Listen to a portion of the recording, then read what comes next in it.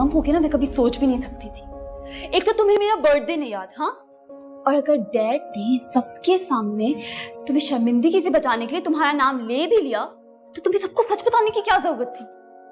अंबर, इसमें इतना रिएक्ट करने वाली क्या बात है? हाँ, मुझसे गलती होगी, मुझे वाकई तुम्हारा बर्थडे याद नहीं रहा, मैं सॉरी भी बोल चुका हूँ।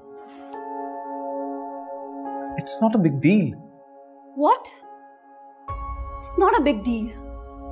रियली? शादी के बाद ये मेरी पहली बर्थडे थी जो मेरे हस्बैंड को ही नहीं याद, और वो कह रहा है it's not a big deal. क्या बात है? अंबर, मियाँ बीवी का रिश्ता सिर्फ बर्थडेज याद रखने की हद तक नहीं होता।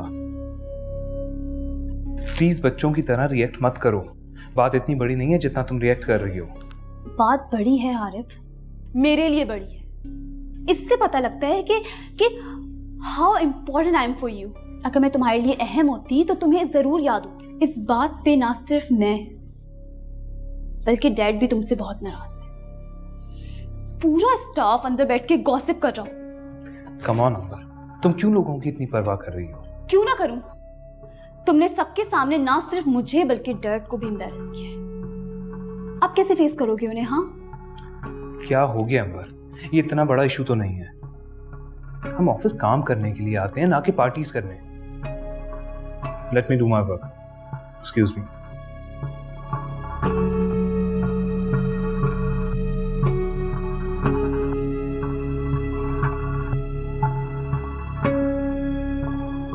तुम जिस तरह वर्ड नहीं कर सकते हारे।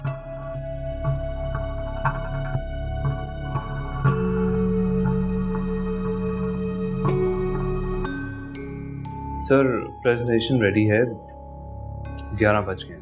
Shall I call the meeting? No. I'm not in a mood of attending any meeting. But sir, आज की मीटिंग बहुत इंपॉर्टेंट है, और उसके बाद प्रोजेक्ट। मेरे लिए मेरी बेटी से बढ़कर कोई मैटर इंपॉर्टेंट नहीं। और जिस तरह तुमने उसे अपसेट और मुझे एम्बैरेस किया है ना, वो भी सारे ऑफिस के सामने। Right now I don't want to see your face. You may leave please. Sir, I apologize for forgetting her birthday, but I was honest about it. नहीं चाहिए हमें तुम्हारी ऐसी होनेस्टी जो हमें सबके सामने जलील कर दे। ये तुम्हारी पहली और आखिरी गलती थी, आइंदा ऐसा नहीं होना चाहिए। I'm telling you, you may leave now.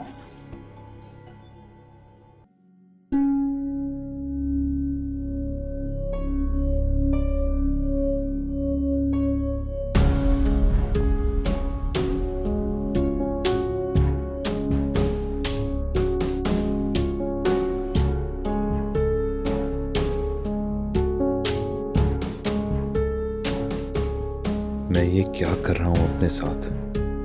क्यों की मैंने उस लड़की से शादी जिसको मैं अच्छी तरह जानता था? क्या माजी से छुटकारा पाने के लिए? क्यों मैं कुछ नहीं कह सका जब मेरी बेइज्जती हो रही थी? क्या मैं भी अपने बाप और भाई की तरह मजबूर हो चुका हूँ? ये मैं तो नहीं, मैं तो ऐसा नहीं था। मुझे क्या होता जा रहा है? मैं क्यों गुलाम बनता जा रहा हूं? क्यों मेरी जिंदगी में हर चीज ठीक होते होते बिगड़ जाती है? Oh God, please help me.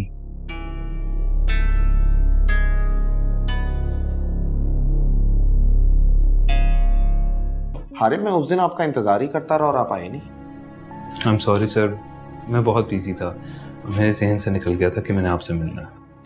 कोई बात नहीं, आप मुझे खुलकर अपनी प्रॉब्लम के बारे में बताएं। सर, मुझसे वादा करें कि ये बातें आपकी और मेरे दरमियान ही रहेंगी।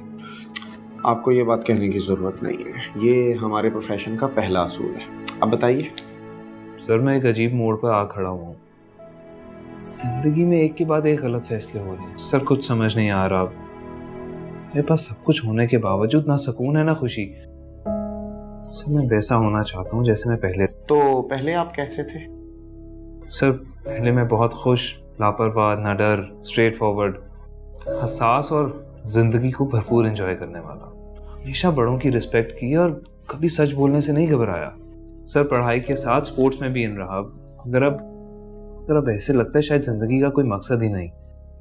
और इस 1-1.5 साल का कोई ऐसा वाकया जो इस कैफियत की वजह हो? जी सर, 2 बड़े वाकयात। वो क्या?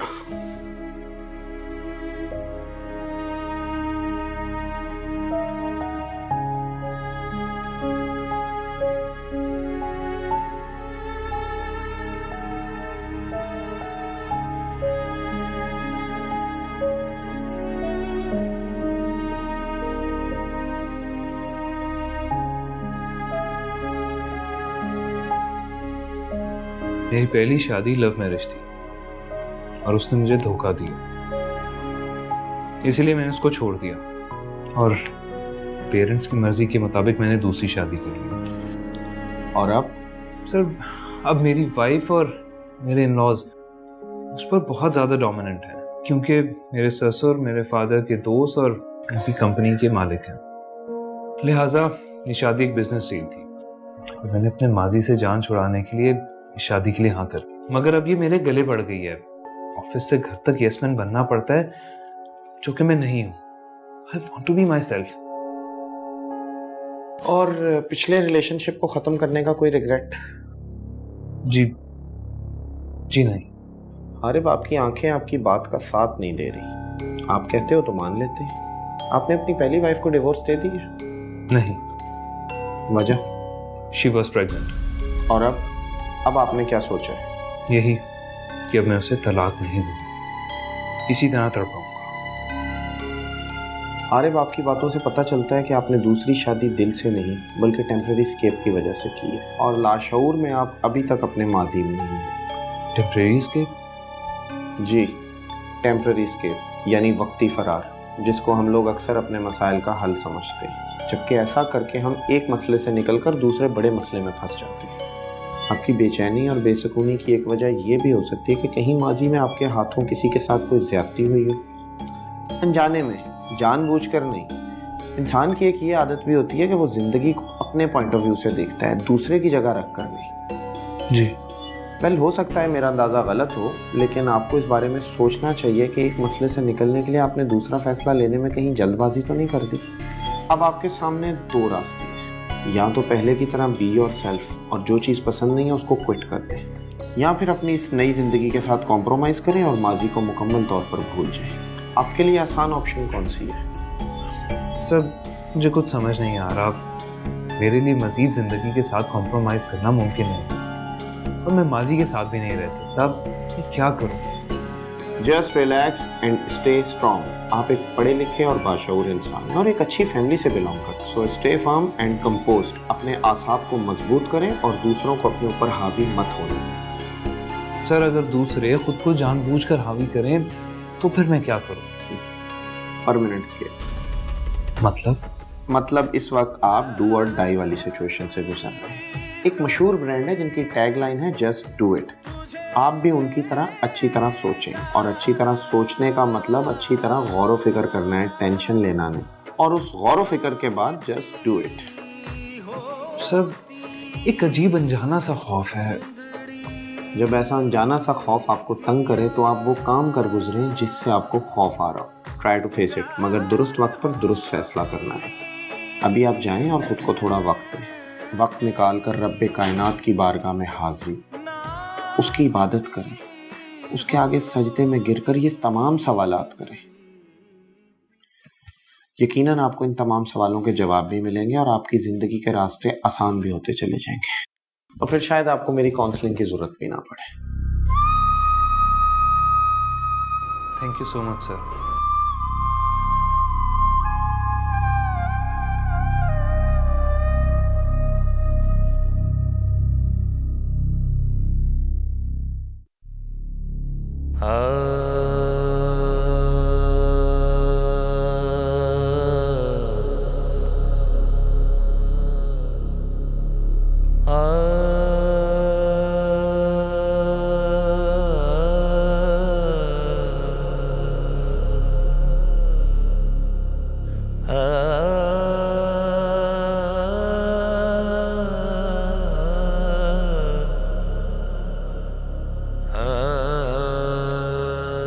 ऐ मेरे रब, मेरे लिए आसानी पैदा कर और मुझे माफ कर दे।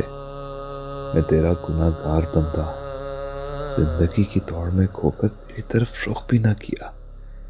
आज तुझ पर मुकम्मल तवक्कुल और यकीन के साथ दुआ मांगता हूँ, मुझे इस मुश्किल से निकाल दे, मेरे अंदर की बेचैनी को ख़त्म कर दे।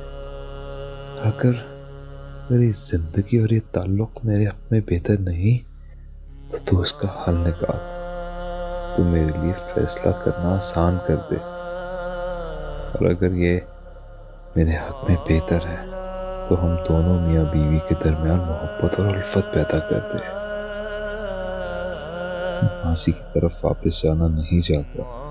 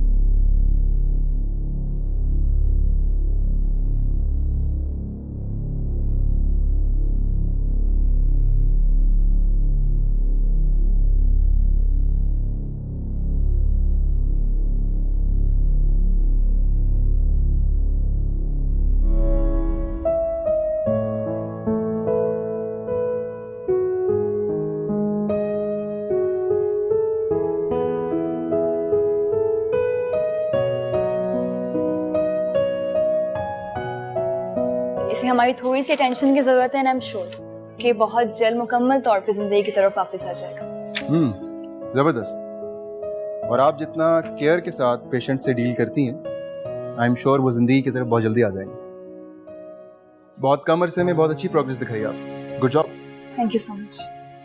ठीक है, फिर बाकी फाइल हम बैठ के देख लेते हैं। After you. जी बानो आंटी, हाँ मैं बस थोड़ी देर में आ रही हूँ। अच्छा हया ज़्यादा तंग तो नहीं कर रही ना आपको? ठीक है। ओ हाँ, आपकी मेडिसिन ठीक है, मैं लेती भी आती हूँ। हाँ ठीक है, okay, Allah Hafiz. If you don't mind, आपसे एक बात पूछ सकता हूँ? हाँ पूछिए। आपको मुश्किल नहीं होती being a single mother, juggling 2 jobs, घर पे बेटी को संभालना और यहाँ पेशेंट्स को? डॉक्टर रुहेल, मुझे लगता है कि जब अल्लाह ताला आपको किसी आजमाइश में डालते हैं ना, तो साथ ही साथ हिम्मत भी दे देते हैं। Very true. जैसे मेरे ख्याल में आप एक बहुत अच्छा लाइफ पार्टनर डिजर्व करती हैं, जो आपका और आपकी बेटी का बहुत ख्याल रखे। You know what, you really deserve to be loved and cared. मुझे ताज्जुब होता है उस इंसान पे जो आप जैसी लड़की को इस तरह छोड़ गया। Such a loser।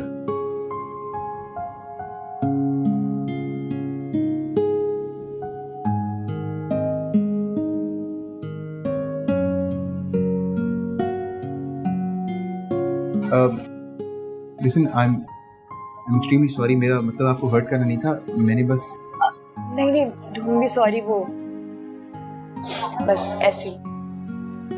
ईमान, आप एक बहुत बहादुर लड़की हैं और ऐसी बाहिम्मत ख़वातीन को मैं बहुत अप्रिशिएट करता हूँ। Thank you. वैसे I know it's a bit personal, लेकिन आप दोबारा शादी क्यों नहीं कर लेते?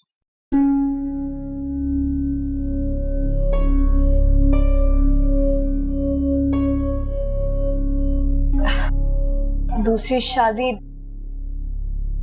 डॉक्टर, मैंने कभी इस बारे में सोचा नहीं। और वैसे भी मुझे अब अपने करियर पे फोकस करना और अपनी बेटी के फ्यूचर, और कोई चीज मेरे लिए मायने।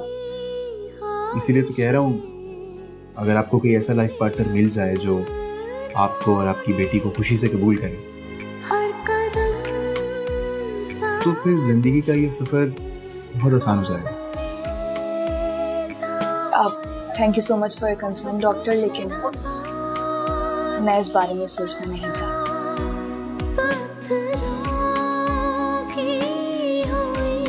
एनीवेज, आई थिंक अब मुझे चलना चाहिए। अल्लाह हाफिज़। अल्लाह हाफिज़। मेरे मुश्किल